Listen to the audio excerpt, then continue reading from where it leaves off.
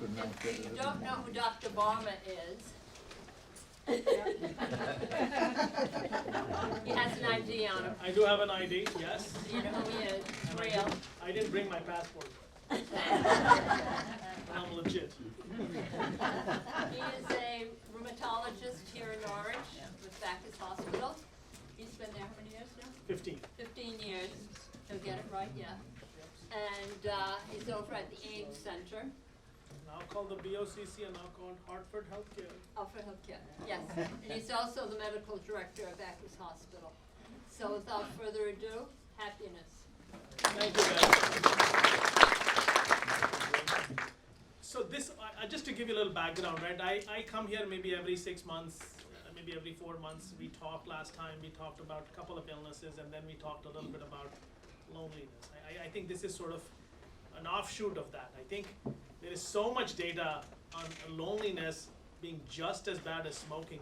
The effects of loneliness is just as bad as smoking, so the antidote of loneliness, so we talked about it, we talked a little bit about loneliness, and then the antidote for loneliness is happiness. And I think that has a more positive connotation, and that was the whole idea behind this, is that, all right, we understand it is just as bad as smoking, but what is the antidote for this loneliness? And I think since then, I think I've started reading more. My point is, this was not my intention to become a happy guy, but it sort of fell that way.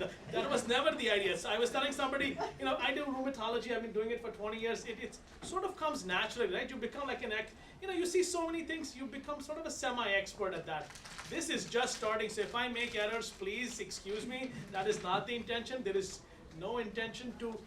Sometimes I go off tangent and I may say something. If it hurts you, please, I will tell you, it is not intentional. It just comes out. And I just that was my disclaimer, is sometimes things just come out. So that's it. That's what I need to. So one of the books that I started reading was, there is this book called The Happiness Advantage. So when you start, right, you have to start somewhere. So I started small. This was a small book, maybe about 200 pages. It was a good read, and I think it had a lot of good points. And I think everybody has a different concept of happiness. And what we are trying at the hospital, we'll try that here again, is we are starting nearly a lot of our meetings with 1 minute of silence and having an intention. And there are a lot of smart people. There is one smart person called Barbara Erickson who writes about setting an intention. Before you start anything, I think we've sort of inherently, a lot of stuff I'll tell you, inherently we already know. Somebody has just categorized this, So I think it gives us a nice little flow to how to think about this concept. And so she writes about have an intention, a positive intention. And she writes that at 10 or 11, in her book she writes about 10 or 11 positive intentions you can start with. And the two of the ones that I really like, she starts with joy or gratitude. My point is, if we can start a day with joy and gratitude, and you can choose either one. I like both of them. I have nothing one better than the other, but that's what we're going to start our day today is 1 minute. I always carry my phone. It has a timer. I'll time. We'll close our eyes. Whether it's joy, whether it's gratitude, whatever you feel like, closing your eyes and being thankful about what you have. And I think we'll start with that, and then I'll tell you my other stories. All right. On your marks. That's it. Go.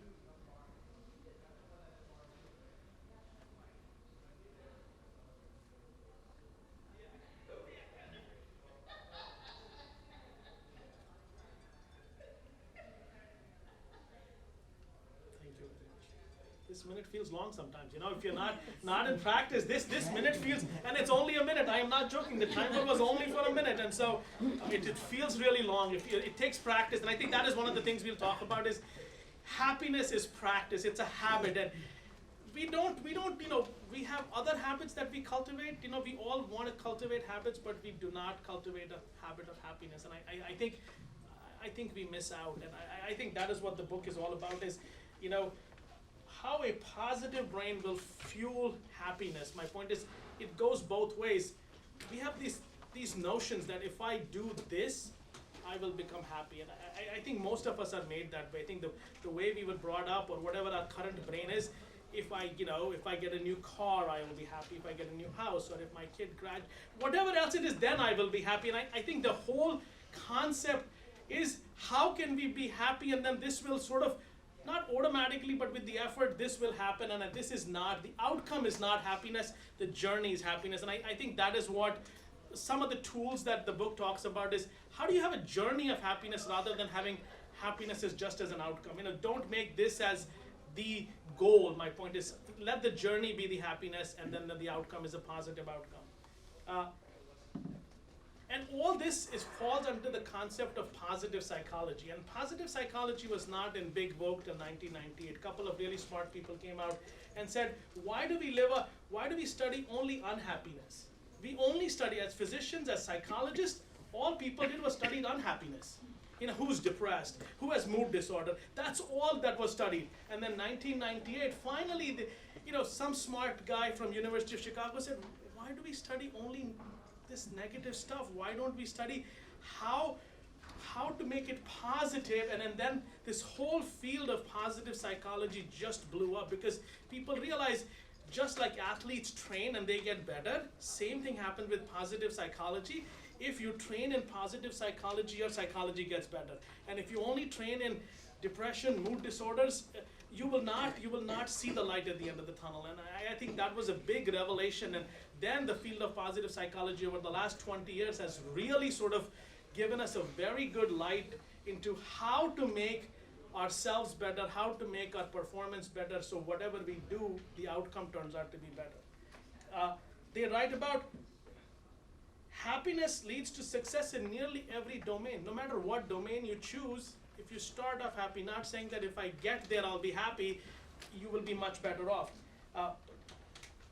And the realistic thing about the present is you gotta be happy in the present to maximize happiness in the future. So this whole idea, the dichotomy needs to be broken down.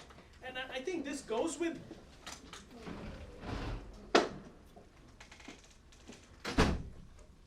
and in the healthcare literature we see that. I think if you have a heart attack and you are depressed after the heart attack, there's a 30% chance you'll die. It is that huge. My point is not that you can spin heart attack in a good way, but as long as you just don't get depressed, you actually live, and that is the whole idea behind it, not just to make yourself feel better, but if you have an ailment, and then depending upon how your mind feels about the ailment and how much stress you take, you actually have increased mortality. Especially, this has been shown in cardiovascular issues. That is very closely studied, is cardiovascular issues. After a heart attack, you get depressed, you have a 30% higher mortality. So this is more than just high cholesterol. My point is, if you can manage that, and then if you do the cholesterol meds and all the other meds, you're much, much better outcome. So waiting to be happy limits potential. And cultivating positive brain makes us more motivated. I think that's my whole reason for the talk is that cultivating happiness, then having a positive outcome is the way we need to go. Negativity is everywhere. My point is, oh my God, we really have to build this muscle. My point is, this is the muscle that we really need to build, because negativity is everywhere, illness is everywhere, negativity is everywhere. So we really have to build this happiness muscle. So they've actually shown students primed to feel happy before taking math tests actually even perform better. So there is truly, so on the other end, MIs, you get depressed, you die sooner. If you're a happy person and you take a math test, you're better off. So, so these are little things that I really think this will all add up. Each better, each thing that you are happy and you do certain good thing, there is a positive outcome. The wheel starts to gain momentum, and that's the whole idea. If the wheel has momentum, then maybe negativity won't influence us as much. So the author in this book writes, and again, they have to give it numbers. So 7. 7 is a very good number. Everybody writes something about 7. So this guy also wrote about 7 principles of happiness. The first one, he talks about the happiness advantage. We talked a little bit about it. Then he talks about the fulcrum and the lever. And we'll talk a little bit more into detail. So there are 7 things he talks about that we're going to work on. I never played this video game, but he talks about the Tetris effect. I'm not sure if anybody played that video game. So he talks about that. I have never played that video game, but we'll talk about it. That video game playing is not a bad thing. Falling up, that I had never thought of it that way, but falling up, it's a concept. And he talks about a concept of a Zorro circle. So have a circle, sort of manageable circle, and we'll talk a little bit about that. The 20-second rule, I think you all can have a intuition what a 20-second rule is. You're allowed to pity yourself for 20 seconds and you snap out of it. and then social investment. And I think we'll spend a little bit more time. I think social investment, I think this is a great social investment. Having people come together, talk, conversation, thoughts, people have ideas. And I think that's what I'm going to try and do is I'll try and talk for about 20, 25 minutes, and then we can all, each one of us has a different, I shouldn't say different, the happiness means different to everybody, and I think that is not the goal here. The goal here is not that we'll be happy all the time. Please understand this. That is an unachievable goal. I don't think if anybody wants to achieve that goal, they really have to smoke a lot of weed. I said I shouldn't believe. See, belief will have to come out. So this is the whole idea, right? So we cannot be happy all the time. So the idea here is, can we have some sort of ideas to sort of, when we are not happy, how can we sort of snap out and then, figure it out. All right. So the happiness advantage. People have talked about, there is a word called neuroplasticity, and we were talking about it. So happiness technically can be learned. You can actually build that muscle and not think that there are just people who are innately happy and people who are innately unhappy. There may be some on complete the two spectrums, innately happy, I don't know who they are, but we've seen a lot of people who are innately unhappy. This is a much bigger population, and that's why negativism is much higher. So we're going to try and balance that. But you can learn happiness, and that is the whole idea. That you cannot just say, oh, I'm just a whatever it is, and that is why nobody can ever say that this can be learned. My point is, you can build that muscle. You just have to work a little bit harder than the other people have to. We can rewire our brain. My point is, there is enough data out there. There is data on multiple illnesses that the brain can be rewired. It can be rewired for different things. People who are blind and who do not use their visual cortex, they can hear much better because the visual cortex takes over their hearing. So you are still using those neurons, but now you're just using the neurons for a different purpose. I think that's the whole idea for neuroplasticity. And a human potential has no limits if you really work at it. And that is what we all are going to have to work at, is how do we build this muscle. And then you have to have a mindset, So the whole idea here is you got to say, okay, this is what brings me grief, brings me anger. How can I twist that? And not all the time you'll be able to twist it, but sometimes you'll be able to twist it.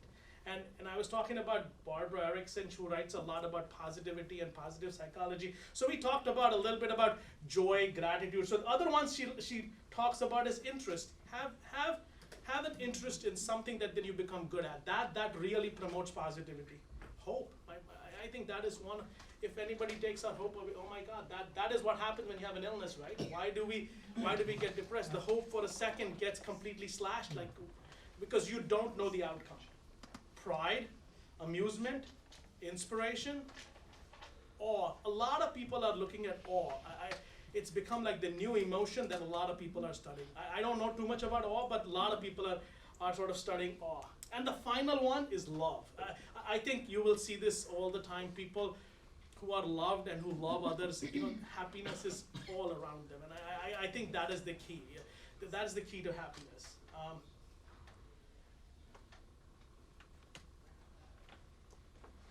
far too often just having the knowledge that we can change our behavior really helps us change that behavior.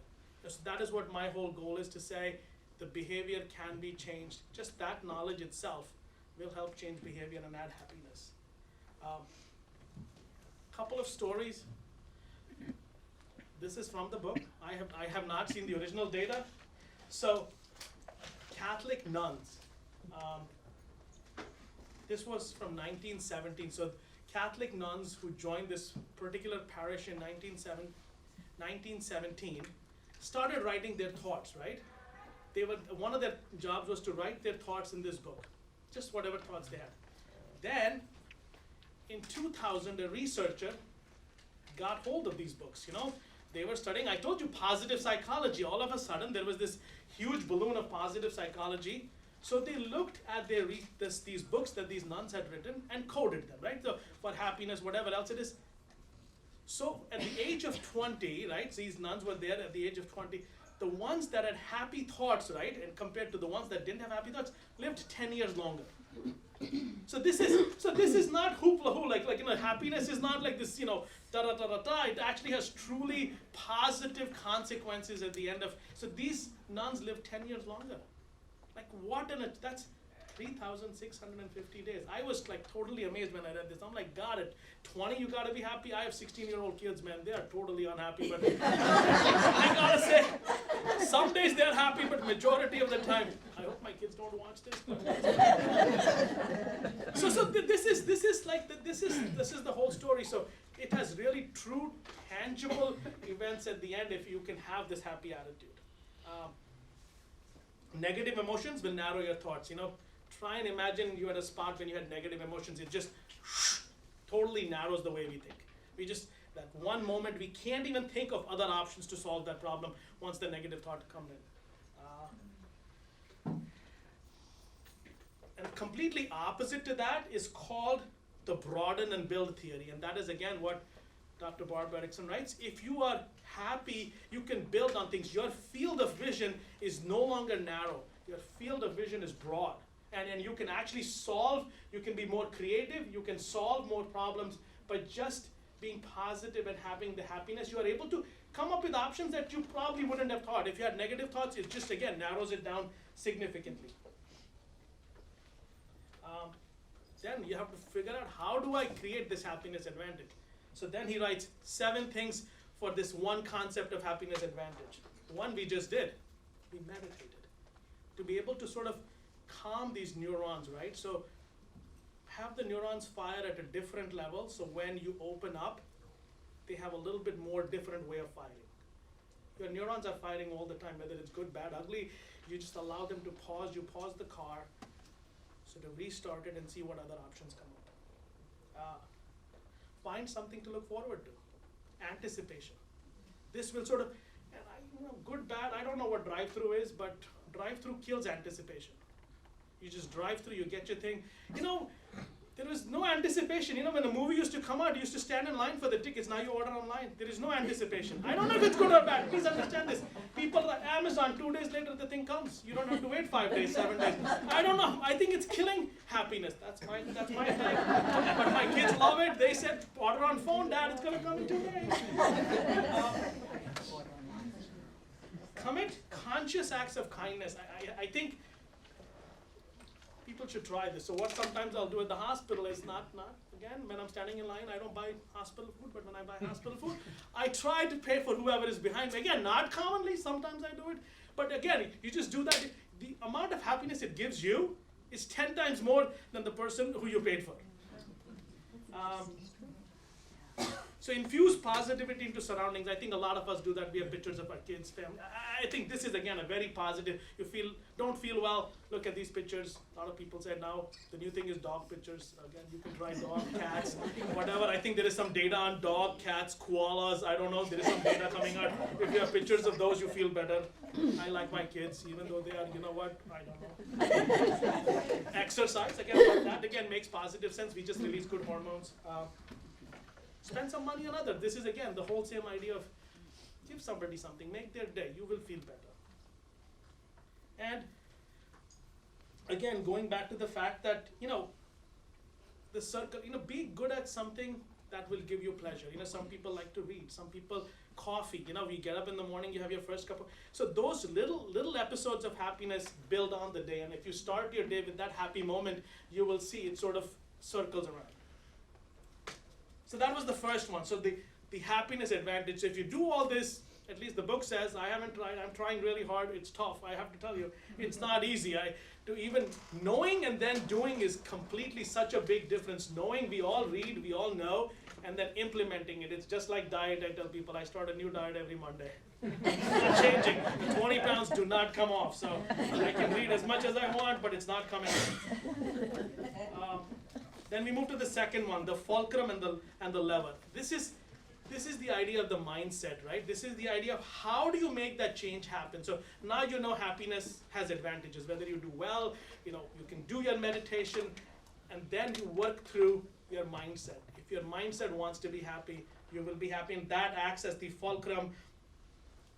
So changing your mindset by, changing your performance by changing mindset. If your fulcrum is the positive mindset, and the lever is the magnitude of the mindset, right? So you have to do both. You have to have a mindset and then the magnitude of the bigger your mindset to create happiness, the bigger your chance of creating happiness. Just look like the placebo effect. We tell people in clinical trials, you give them a sugar pill. That is one of the most difficult things the pharmaceutical company has. People just getting sugar pills get 40% better. So the drug has to do 60%. My God, that is why half the drugs never pass, because if you give people love, you see them regularly, you give them a sugar pill, they get better.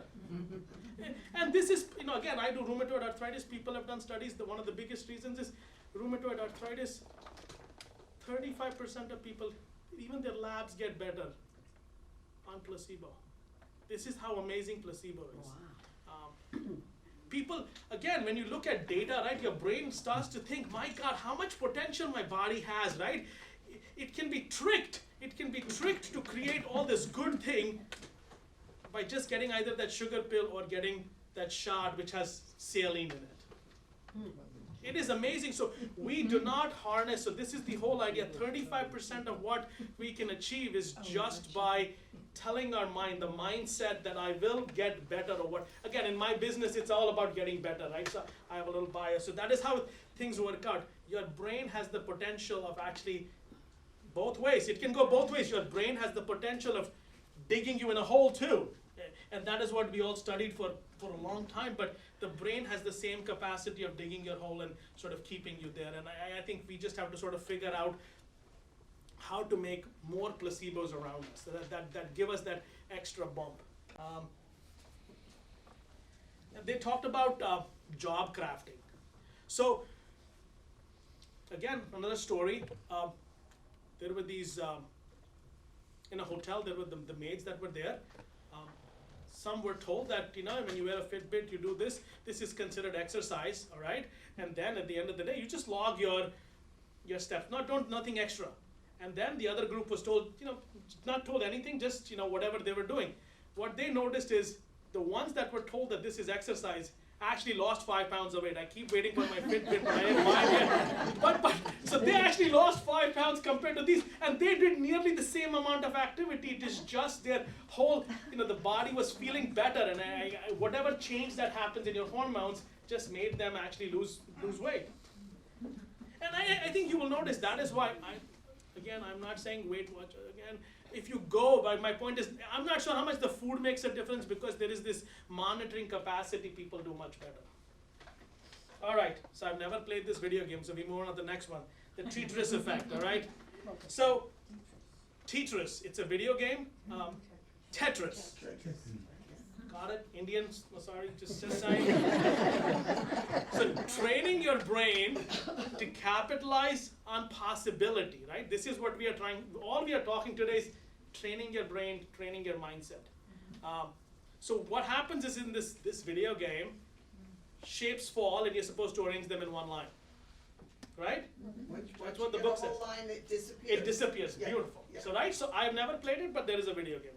So what happens is when people play this for a while, right, people who play this game start seeing shapes everywhere. I think it's one of those effects that's what it's called, the effect, all right? What happens is your brain does the exact same thing. If you send it more positive thing, it lines it starts to see positive shapes. If you see negative shapes, your brain will show you negative shapes. And that is the whole idea behind it. That is why it's called the effect, because you start to see shapes everywhere, whether it's a positive shape or a negative shape, your brain starts to look for things. If you start to look for negative things, you'll find more negative things. If you look for positive things, you'll try to find more positive things. Sort of true, right? Sort of true? Yes. I think so. I look for disease everywhere. My point is, my God, I am so messed up by night, like everything looks. So priming yourself to have a favorable outcome is like having a sort of big positive breath of fresh air, right? So that is what the whole idea here is, that if you prime yourself, that's what we did today, right? We primed ourselves for joy and gratitude. There is no way, once you prime it, that it would not sort of, make your day go a little bit better. It'll hook that positive thought in your head. All right, then I talked about the falling up effect, right? I did not know that. I thought everybody fell down, but this was falling up is like falling like this. I don't know, some people do fall like that. They fall on their head, right? So the whole idea here is capitalizing on the downs, right? So it's all about falling, right? So we will have bad things happen. It is natural, it is normal. Bad things will happen to us. It's how we get up, right? That is the whole idea of falling up. When you fall down, all you see down, and then you just see this. But when you fall up, at least you see the sky. That is the positive spin on falling up. And what happens is, our brain creates these mental images when you fall down, bad things happen. We keep circling in this bad thing, then we become further negative, and then the whole tornado sort of starts to go this way. And and how do we get up from this setback, right? Again, going back to the cardiovascular issues, right?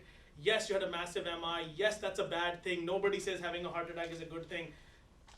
But not allowing your body to go into this depressed mode, or at least identifying if you're in a depressed mode and managing treatment has really shown to have a positive outcome. And as human beings, we have a tough time because our positive muscle is not developed. My point is, I'm not sure how much television everybody watches. I think there are horror shows. I don't know, not too many people watch funny shows. If you have a horror show, there is a lot more, again, the news is the biggest horror show. My point is that, to me, my point is, I'm not sure we can't change anything in the news, but we love watching news. We love watching to see the car go down or whatever. Again, this is what we are fed, right? We are fed a bad diet of horrible things, and the brain just sort of, I don't know how to fix that, but again, big issue.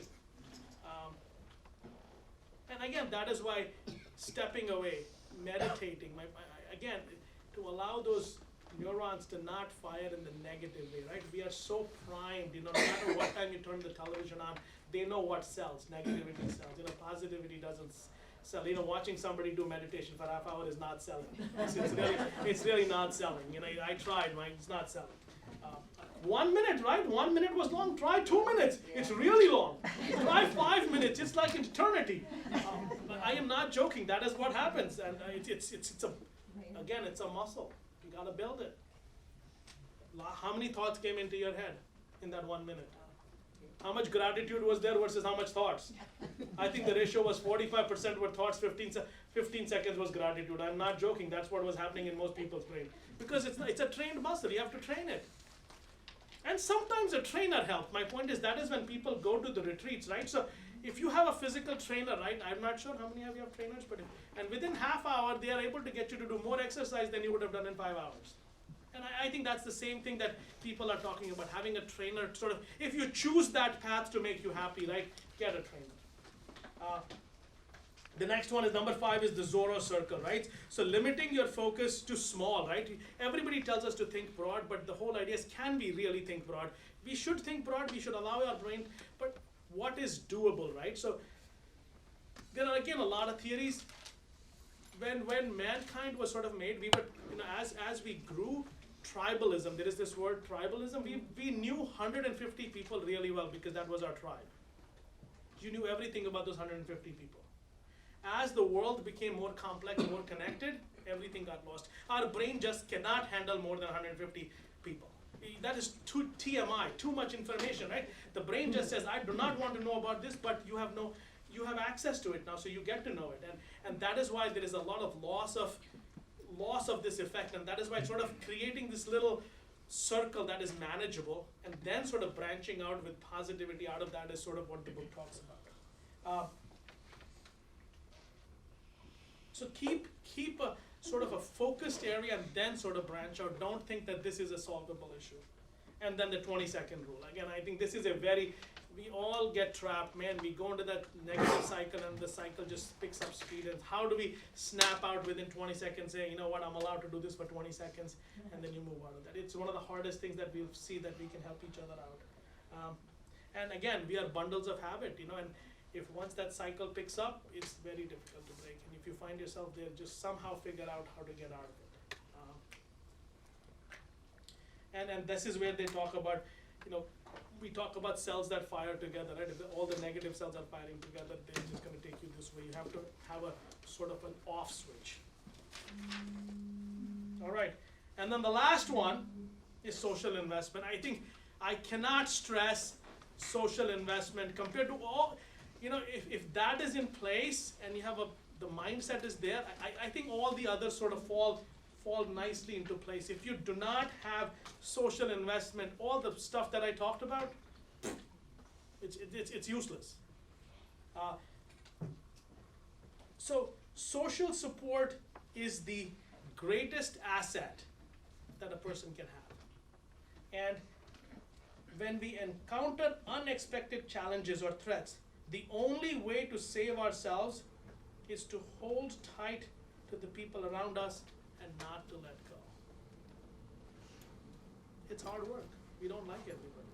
I told you, we have more than 150 people. My God, it gets, somehow you gotta find, 150 is also too big. I think 25, I don't know. Everybody has to figure themselves out. I don't know. So when the book said 150, I'm thinking, OMG, man, I am really far off from 150. Man, I'm lucky if I have 20 people. But again, that's the whole idea, right? The tribe, you got to know 150 people, but you still had like a, your cult, your little group over here that hung out or whatever else it is. And I think that is the key. My point is that's social investment, prevention of loneliness. Like I said, I go back to the same, what we talked about, and how do we be positive is sort of the next concept. And the concept of high quality connections, so like I said, 150 is too much. You really cannot have high quality connection with 150 people. So you have to have high quality connection, be authentic in those connections. You should be able to tell them whatever is in your heart. That is, you got to get it out. So you don't need to pay $100 to a therapist, because if you have your own, not that I say anything against therapists, again, physicians, we listen a lot, but if you have somebody, it's a lot cheaper. Could be a cup of coffee, I don't know. Could be a donut, I don't know, to get it all out. That's a really cheap date,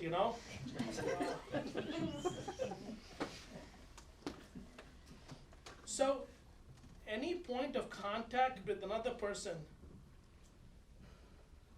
can really change how your day goes. And we try our real best when you come to our office. We try our real best. That whatever our 15-20 minute connection that's going to be there, we try to make it as positive as we can, because we know that is so important. You have a negative connection, then the whole day is like all. So the ending is, imagine smiles in your brain. My point is that is the way you sort of create happiness. If you're feeling down, imagine smiles in your brain. Cultivate it, practice it, and happiness shall follow. That's what I ended at. Now everybody has a different story of happiness, and we can talk about it. Just create smiles. Yes? I would like to tell you what makes me happy. Great.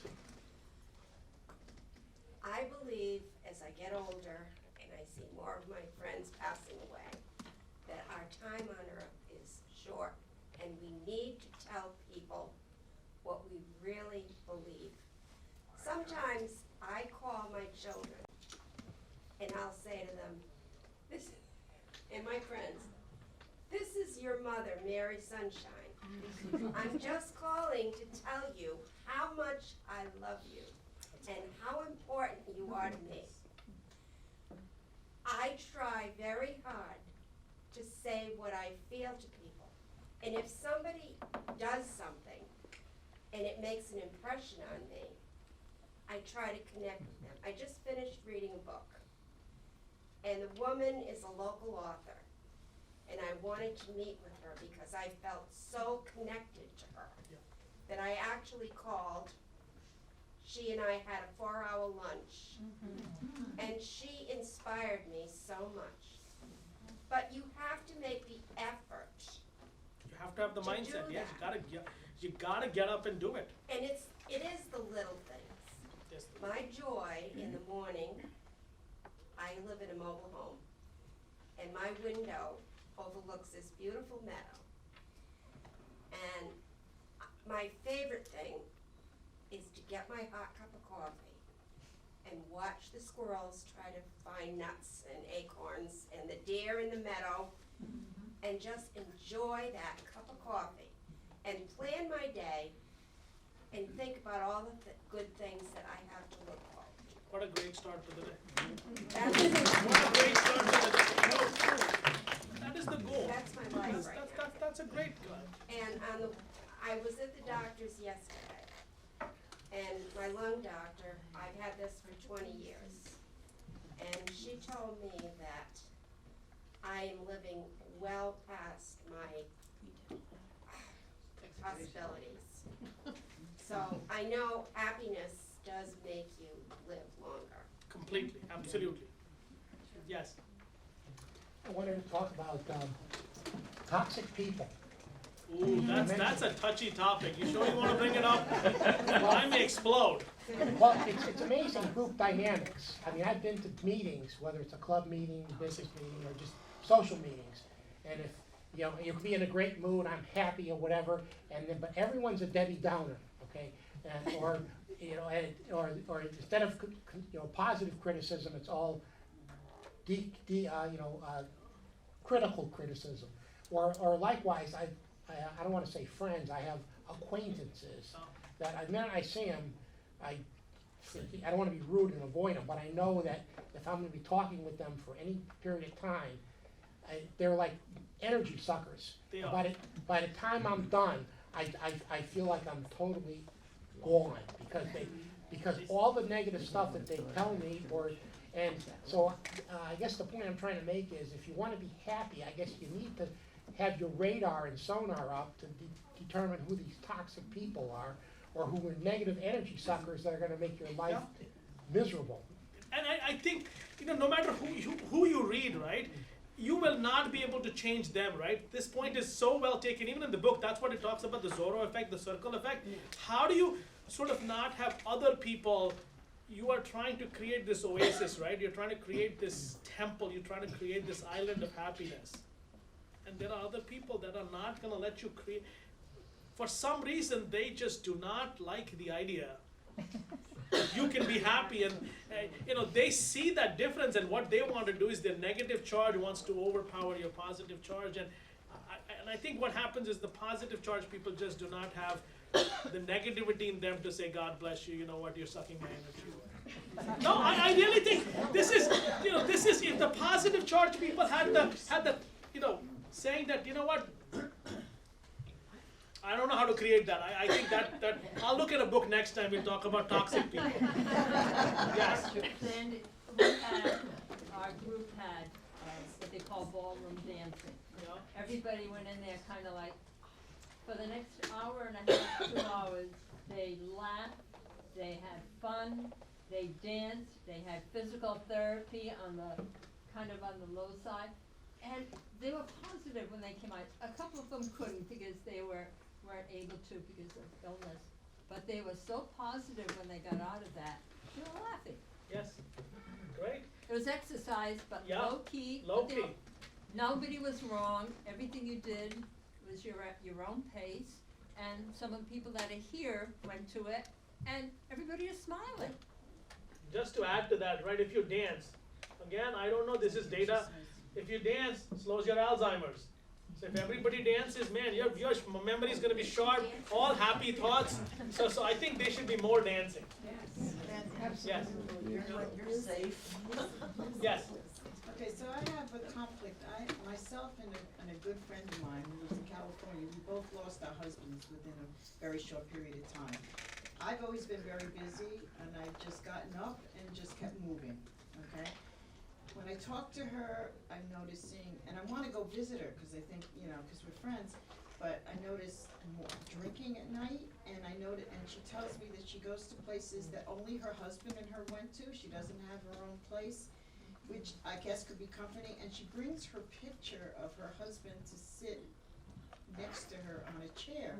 So my conflict is, first, I'd like to be able to help her, but I don't know how, and two, should I not go because everything that I am dealing with myself and dealing with on a positive level, she's falling, I think she's falling deeper and deeper, or should I go and see how she really is for a couple of days? I think she needs your help.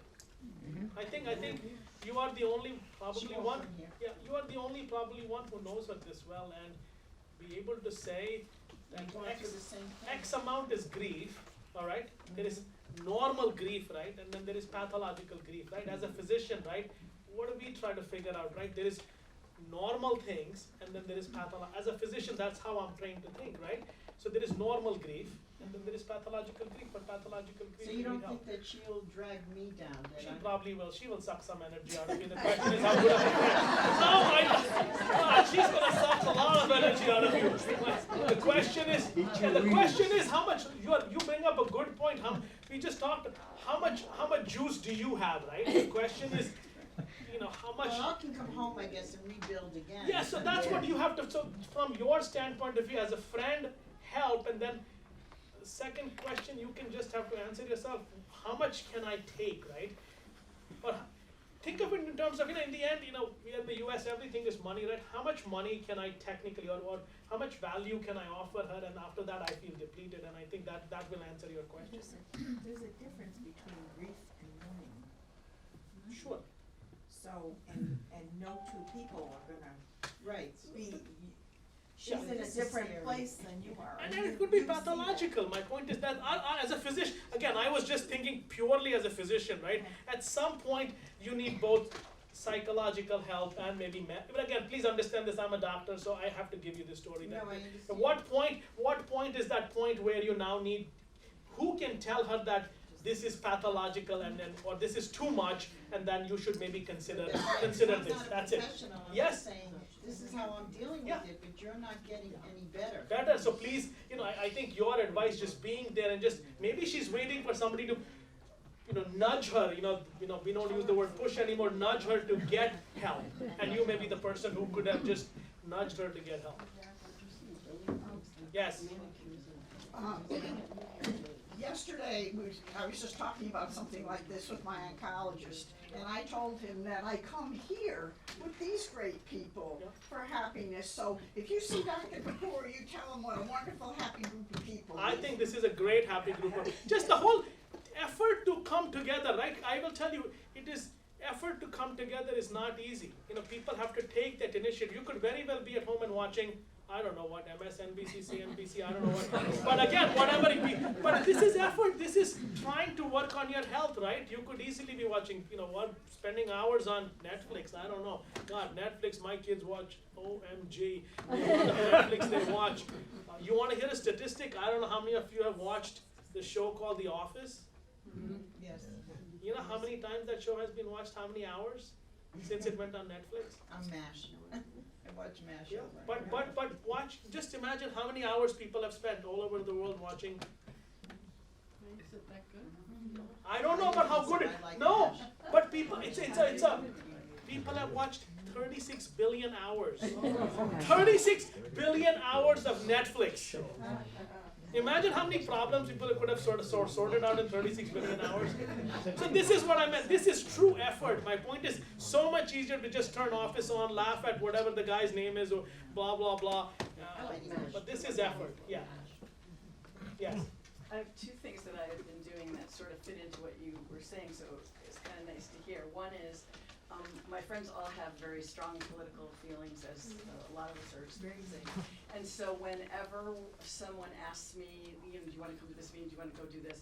I say, I have only one rule, that you can say one word, 2 words, 2 sentences, and then I will not respond, and that is the end of it. And if it goes on after that, I'm going to have to excuse myself, because I'm not watching the news, I'm not doing that, because I can't do it well. Yes. And so, people didn't believe me, and I left 2 meetings, and do you know what the rule for that meeting is now? No one. And they've adopted it as a Thank you. group Thank you. to say, you know what, we do better when we follow what you wanted than what we were doing. It sucked us into a hole. So that has been helpful for me, and I haven't lost any friends. And the second thing is, I'm quick to say, this could be improved. I'm quick to say, that didn't go the way it should, and I know that about myself.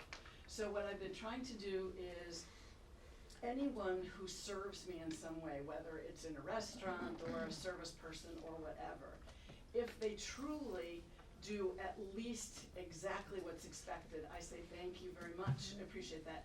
And if they have gone overboard, I have now in the last month called 5 different companies, asked for the appropriate person, gave the name, serial, whatever of the person, and gave the exact what happened and why I thought it was so wonderful, or above and beyond. And I have gotten, people have said to me, oh my God, I've been in business 20 years, you're the first person who's called me and said something so specifically wonderful about, and he said, I know this guy's great, he's a plumber, and the house is in Florida, and I'm here, and what he did in his phone call, and what he did with my tenant and all that, and the guy just said, I just wanna hug you.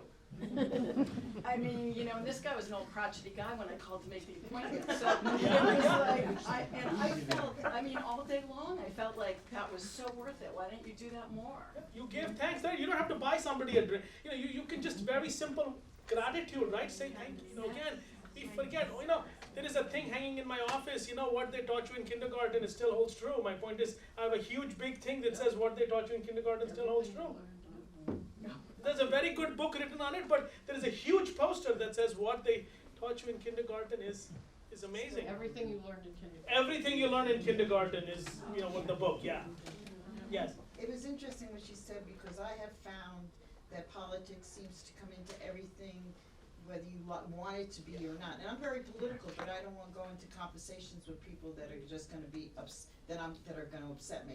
But I had to literally walk out of a service on Shabbat because they started to talk about politics on the beamer.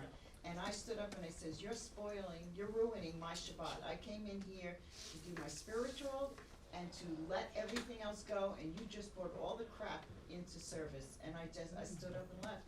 And it has really slowed down in our services. Absolutely. The politics has slowed down because of it, because I keep opening my mouth. It's not where it belongs. It shouldn't belong in, you know, those negative things should not belong in your churches and your synagogues or your, you know, like I belong to Lions and we don't talk politics at all, because it just brings down what you're supposed to be doing. You know, and then the whole idea is you cannot change whatever beliefs people have, right? There is more control over self, right? So Right. whatever everybody's doing is, this is in my control. Right. This is not in my, very few things are in our control. Walking away is in our control. Sitting there, you can sit there and absorb the negativity, but then it will just, you know, then Destroy you'll be forced to respond, and then, and we try, you know, again, we are humans. There is gonna be a time, you are going to, if you let all this sink in, you are going to explode. And that is pathological, right? So when you explode, then you're considered a nut job, right? Because not that the last half hour when they were, you know, when the whole thing was building up, that is considered okay, right? It's when you blow up, right? When you cannot take it anymore. And as human beings, we have a capacity. Everybody has a different capacity, and this is what we are talking about. We can build this so we can take care of at least some of the, or at least it can hit you and then bounce away. Right. Rather than go in and then bring you down. And I think that was my whole idea here is, we have wonderful lives, we have great lives, the gratitude, whoever is trying to bring us down, I think if for the 20-second rule, right? That was the whole 20-second rule, right? Right. Time out, I'll listen to you for 20 seconds. You know what, beyond that, it's not going in. I'm not putting anything in, I'm walking away. And otherwise you will be brought down again. And life will happen. This is one example. Again, I'm a physician, illness will happen. How do we, this is one of our biggest challenges is illness will happen. There is no class on illness. There is no class on illness that all of us are going to get. It is just natural. All of us are going to have some form of illness at some point. How do we, this is what one of our challenges, and we'll try and sort of, that is the, preparing, again, nobody wants to get ill, but it's going to happen. And how do we sort of put this whole story together in our brain so that it really doesn't suck us down, right? If again, the statistics are so, they are statistics. I shouldn't say good, bad, ugly. People can take it in whatever way. 50%, half of us are actually going to die from cancer. 40% of us are going to die from heart disease. And 10% everything put together. So that's medical. Not that I wanted to go to medical. I wanted to talk happiness back to happiness. But that's the gruesome fact, right? So that is where we have built up our happiness muscle. We are able to cope better with no matter what comes our way. And I think that is the idea, the mindset you have to create. Yes? Yeah, thought about giving thanks to people. One time I was going through about 5, 6 people ahead of me were going through the door. There was a 5 or 6-year-old boy holding the door for everybody. And I went through and I said, "Thank you, young man." He said, "You're welcome. You're the first person to say that." Isn't that amazing? That's amazing. Yeah. So that's how Yeah. stuff like that gets passed down. It isn't just adults, it's youth too. It is you too. Absolutely correct. So, and I think that is the whole idea. Gratitude, thankfulness. These are, again, everybody knows these things. These are not rocket science. What I just proved was now there is data that, what my whole idea here was that there is actually data behind all this. They have looked at, again, I told you the nun story, then there is this, again, there's women, and then I will tell you about men also. I won't discriminate. So there are these men, I think from the class of 1939 at Harvard, right? They followed them in the same fashion. This was a more strict study. They were just followed for health and everything else, and it clearly showed the ones that had more relationships, the ones that had more relationships, they tended to live longer. So this is, again, the first one was nuns and women, and the second one, so there is a lot of data coming out that how we interpret the world, right? The mindset that we keep, right?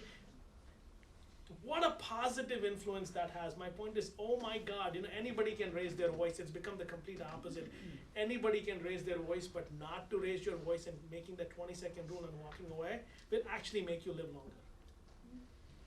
Yes? Just a point of living your life with gratitude. It's the small things that really do make life. I'm thinking about the guys or women that come and work in your house. So like in Norwich, you have 2 bulk waste collections every year. The last time I had all kinds of stuff and it was hot as all hell, a horrible day. These guys came and they loaded up everything.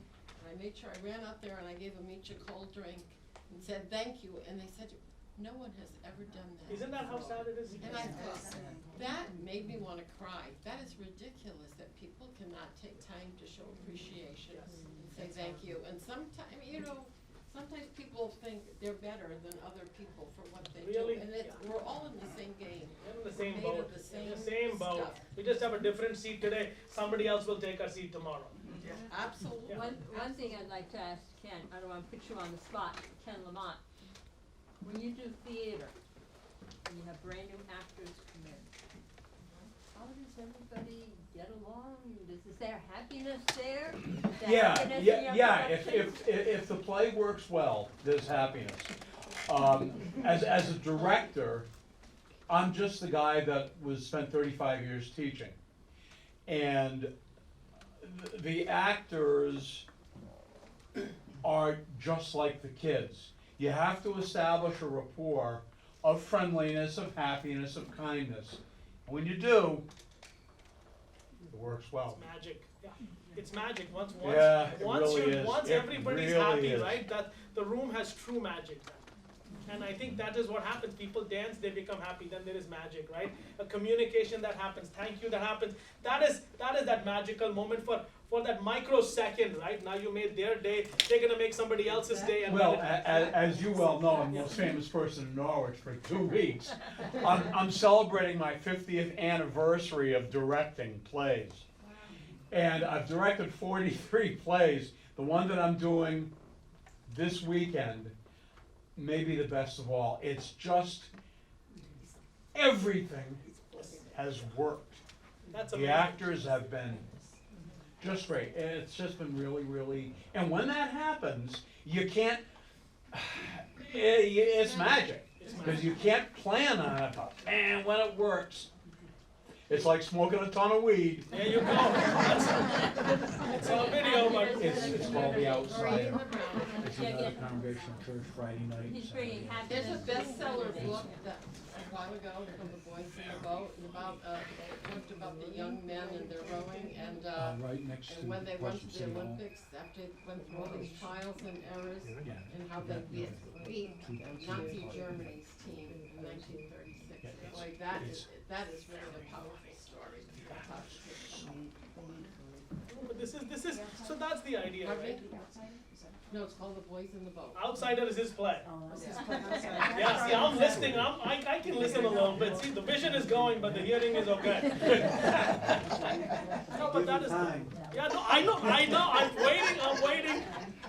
I'm gonna have a mindset that it's gonna go for a good reason. I won't be able to hear my wife. We can always justify. That's on. Oh my God, that's on tape too. That needs to come off. That's called selective deafness. Yes, you got it. So yes, our mind. That is the whole idea. I'm not a neurologist, but yes.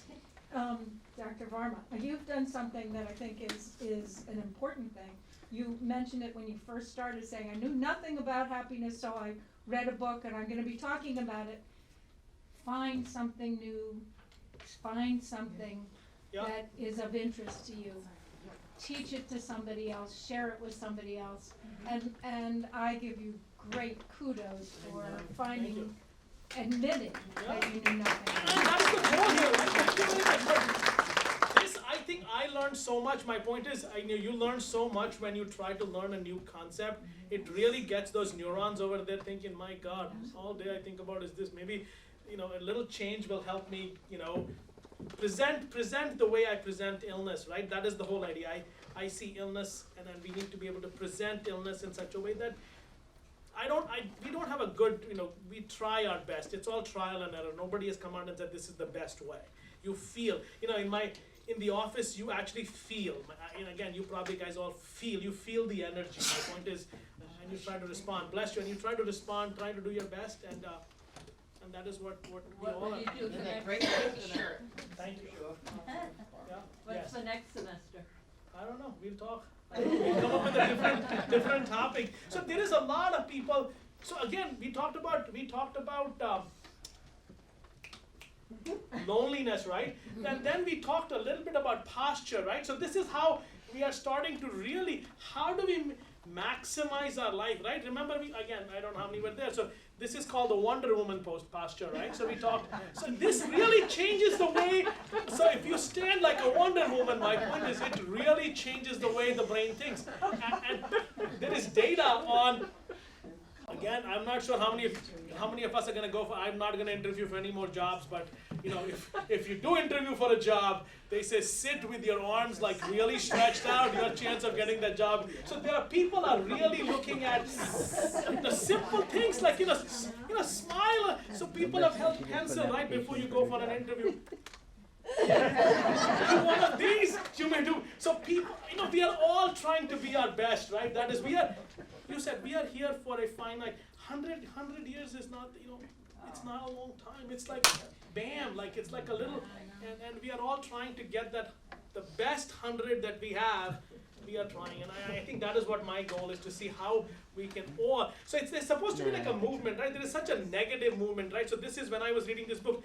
There is so much negativity. How do we have this, to your point, how do we get, we can't get other people's toxicities out, but how can we not sort of get sucked into the toxicity and then become toxic ourselves? And then it's like that zombie thing, they bite you and then you become a zombie. It's no different, right? How do you prevent that bite from happening? Because once they've bitten you, you're a zombie. Once your blood pressure is up and your heart rate is up, now you're the new zombie, man. And then this is what happens in the office, right? I tell all my patients, if I'm a little cranky, please, I'm the zombie now because I got bit by a zombie. That is not my intention. When I come in cranky, then I sit down for 2 minutes, I reset myself, and then I sort of unzombie myself. We all try. That's great.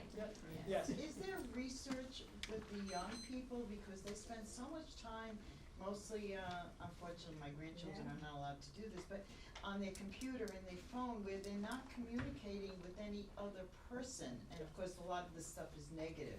Is that one of the reasons for the high suicide rate in young people, or, So you bring up such a tough, question. This is such a tough question, because I don't think you can wheel this back now. This is like the technology cannot.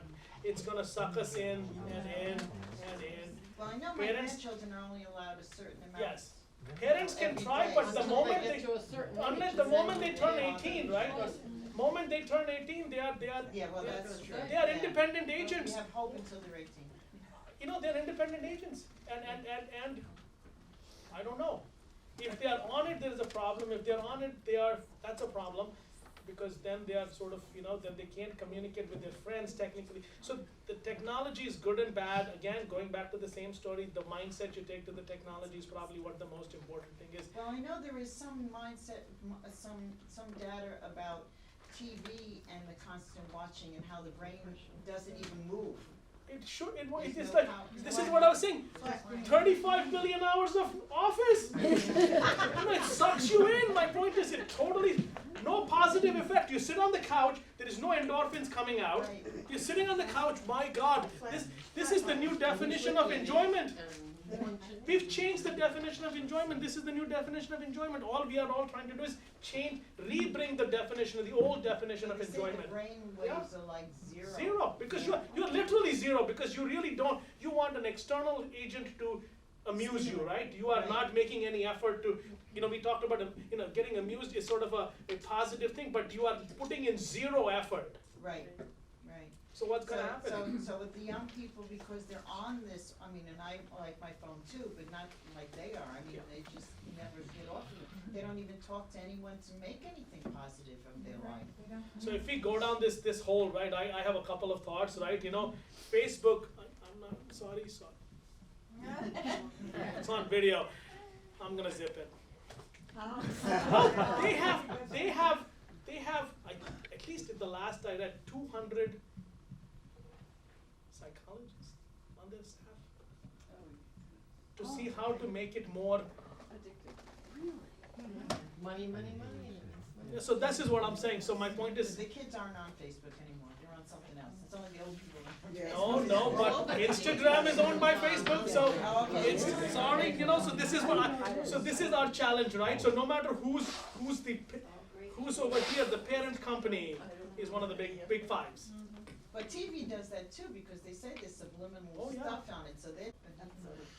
No, really, I think there is two things. You see food and you see medicine. Those are the only two things, and they're both.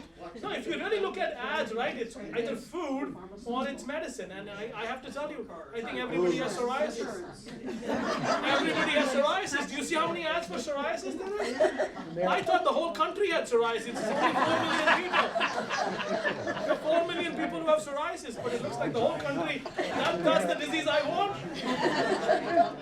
They show them also happy. I have never been that happy as much as that commercial. Yes. I just want to mention that, there is, I don't know if people have heard of this thing called the Blue Zones, where they looked at about 6 or 8 places where people live to 100. And I won't go into it because that might be your next kind of. No, I think we should start it, and then we'll come back, and you and I will talk about how to live long. Right. And one of the things is that elderly people in these zones are elderly. They're respected. They're listened to. They're valued. Yes. And the connections of the elderly Yes. Rather than being isolated like we do in this country, they're connected. So go to the TED Talk by Dan Yes. Buettner Yeah. on how to live to be 100. How to live to be 100. It's a magnificent TED Talk. Yeah. And everybody who's here we're preaching to the choir. Yeah. This whole social thing That's is. why you're here. That's why you're here. My father's 97. Yeah. He fell last year and broke a vertebrae in his back. I can no longer pick him off the floor. So he has gone into a facility. It's all insurance driven. This guy wants to live, he's still there, but, how do I say, they don't have staff. And insurance isn't gonna pay for his PT and OT treatment. So he is atrophying in a wheelchair. And the isolation is awful, and he's still there. So I go every day to see him. You are his soul. It's exhausting, and it's sad to see these people, and they just as soon, how do I say, put him on a psych med that he's never been on and didn't need, because they don't wanna deal with him. So what do you do? So I'm in their face every day, cause I know. It's a very fine line. I think you've just used the right line that I was gonna use. It's a very fine line. And it's sad that we've come to this. He's a veteran, tried to get veterans to come, so the kindness, if anybody wants to go visit Rocco, let me know. I know, I completely agree. And he will shut the buffet down at Mohegan Sun, but now they will not let me transfer him, they said it's not a safe transfer.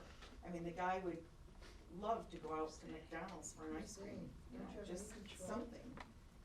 And I'm dealing with that. And he's 97, and he tells me, I asked him what his regrets are in life. Nothing, he goes. So, he says, I try to do the best I can every day. That's his. So he doesn't even need to read the book, he's got it. My point is really, I think this is what my story is, yes. My mother was 93. Yeah, so he's got the tools. Yeah. I think sometimes, They're amazing. you are right, and sometimes helplessness of the caregiver, right? It's a whole separate pathology. I hate. Caregiver or a parent, if you can see what needs to be fixed, but I can't fix it. But that's caregiver, right? So what is that movie? The Alzheimer's movie with. No, I'm having a moment. Yeah, I know. Raising Amy, or what was that? Raising Amy? Alice, Raising Alice, right? Or what was it? Alice. It's just Alice, right? So you see how. He's younger than us. So how tough a time he's having when his wife is sort of caregiver. We see this every day. It bites you. It sort of chews you up, and I don't have a good answer for that because it is a good emotion, and we see this. And again, not bringing end of life care, but that's a whole separate issue. But again, that's the whole idea. It's Yeah, they want to do palliative. He doesn't have heart disease. He has no cancer. He has. I think we should talk later, but. Or no diabetes. He has none of the big three. So. I think the only big one he has Go ahead. is 9/7. Oh, yeah. That's it. No, but really, that's the whole. Again, I'm a physician. Yeah. And he wants to go out. He wants to do things at 97. I think he should. God bless him. God bless him. They shouldn't stop the No, as long as they have a. He's now Title 19. He's screwed. He's just. That's not what I want to say. No, but I get it. Yeah.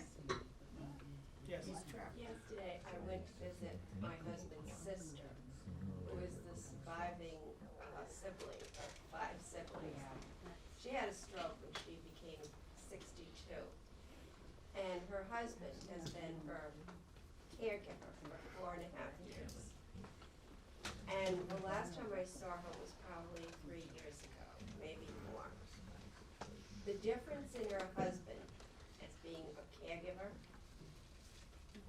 they live way out in Thompson. Yeah.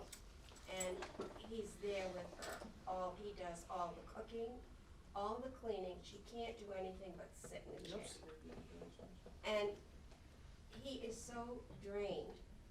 And, My heart breaks, my heart, yeah, and he will be doing that for the rest of his life. yeah. And somebody And- said something, right? The caregiver has so much stress, right, that they're sometimes they have an adverse event happen because there is so much stress. Right.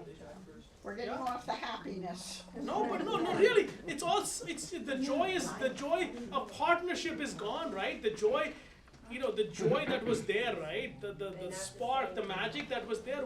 One leg of the stool is not well, and so the stool doesn't. No, really, we are humans, and we cannot separate ourselves. We are humans. We will not ever be able to separate ourselves from suffering. Again, going back to religion, right? I'm Hindu, right? Buddhism, right? Buddha said, sitting under the banyan tree, life is suffering, right? In the end, he leaves his wife, he leaves his daughter or son in a palace, and then goes to search for meaning, right? That is what Buddhism is, right? And this is our ultimate challenge. How do we balance that suffering with happiness, right? That's this constant two sides of the coin, right? That is all we are trying to balance. It's not once. We are going to try and use this, but the other side is always night and day, right? We have to have human beings have to have contrast, right? That is what we are. We all have contrast. And that is the ultimate challenge is how do we have this side a little bit more than the other side? Hardest thing ever. Yeah, no, absolute. This is what life is, two sides. Okay, thank you. God, this got easier.